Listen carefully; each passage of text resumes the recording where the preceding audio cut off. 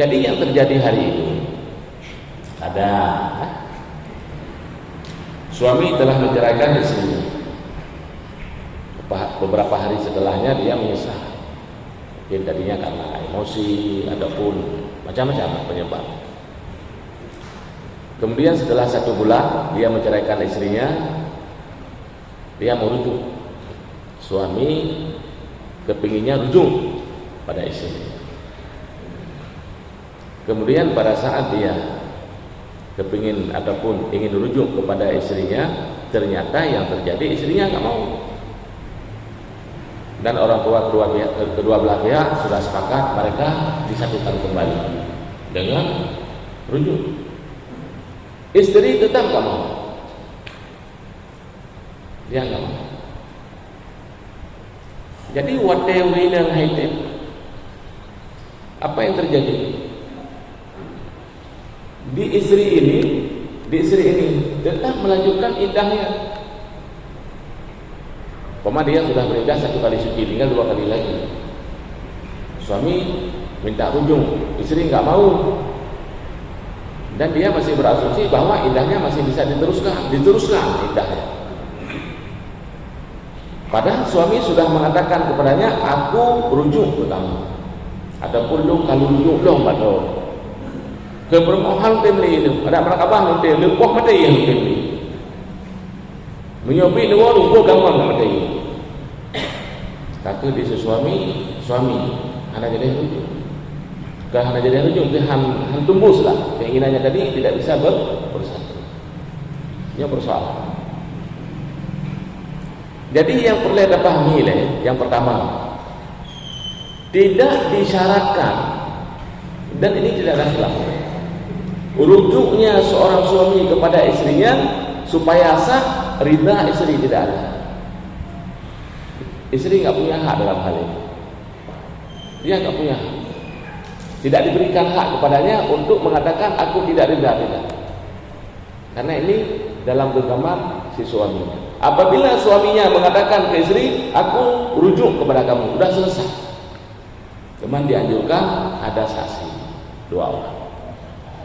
Dan ini hukumnya tidak wajib. Kalau seandainya seorang suami rujuk tanpa saksi, bagaimana rujuknya? Sudah sah. Ada 2 orang saksi, ini lebih bagus. Ini kayak tadi masalahnya. Kadang-kadang terjadi pengingkaran. Kapan kau rujuk ke aku? Kata istri, baca rujuk balik, baca dua balik, dia tak biasa. Mengkara juga. Maka waktu tanya rujuk, karena mikir hukummu. Ada nama orang-orang yang adil, yang nak ngomong di masjid, ajak 2 orang, kemudian sampaikan dan bidding. Nah, jadi tidak cukup dengan kita mengirimkan SMS, enggak, ataupun dengan WA, enggak boleh. Kita ucapkan dengan mulut, dia dengar dengan telinga, sudah sah, didengar oleh 2 orang saksi. Dan si perempuan tadi tidak boleh lagi melanjutkan iddah. Ini berlanjut kepada masalah warisan. Nah, maka di kasus tadi, ini bisa jadi kan kejadian. Istri tetap melanjutkan iddahnya sampai 3 kali suci. Dalam pandangan agama tadi, dia tidak boleh lagi melanjutkan karena rujuknya si suami sudah sah. Dia tetap meneruskan iddahnya. Selesai iddahnya tadi, karena dia tidak lagi menerima suaminya pada saat rujuk, dia nikah dengan laki lain. Sah enggak? Walaupun ada wali, ada saksi. Kenapa? Karena itu statusnya istri orang. Masih istri orang. Ini mesti hati-hati, apalagi posisi kita sebagai wali, jangan mudah-mudah menikahkan istri orang, istri menantu kita yang sebelumnya menikah bermonggok, berai. Ya, apakah iddahnya benar-benar bisa diteruskan berdasarkan pandangan agama ataupun tidak?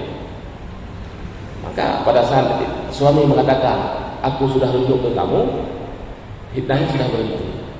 Dan dia sudah jadi milik suami kembali. Apabila dia tidak mau mentaslimkan diri kepada suami, posisinya sebagai nusyuz, ingkar kepada suami, gugur nafkah dari suami atau istrinya, gugur nafkah.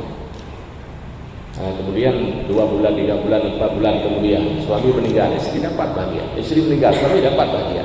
Karena tentang masalah tawarus tetap berlaku walaupun istrinya nusyur, yang gugur cuma hanya nafkah, tawarusnya tidak. Bentil punya, udah bi harta kenyinti kekah itu lah kau nusyur. Yang gugur karena nusyur nafkah. Warisan tidak ada yang mengatakan gugur warisan kepada istri yang nusyur, ataupun suami tidak berhak mendapatkan bahagianya daripada istri yang nusyur. Tapi kalau nafkah tidak ada.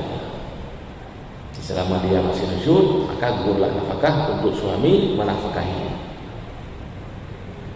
Yang pasti lain nafkah lain, ya batin kan jelas. Apa ni? Menafkahi anak batin paling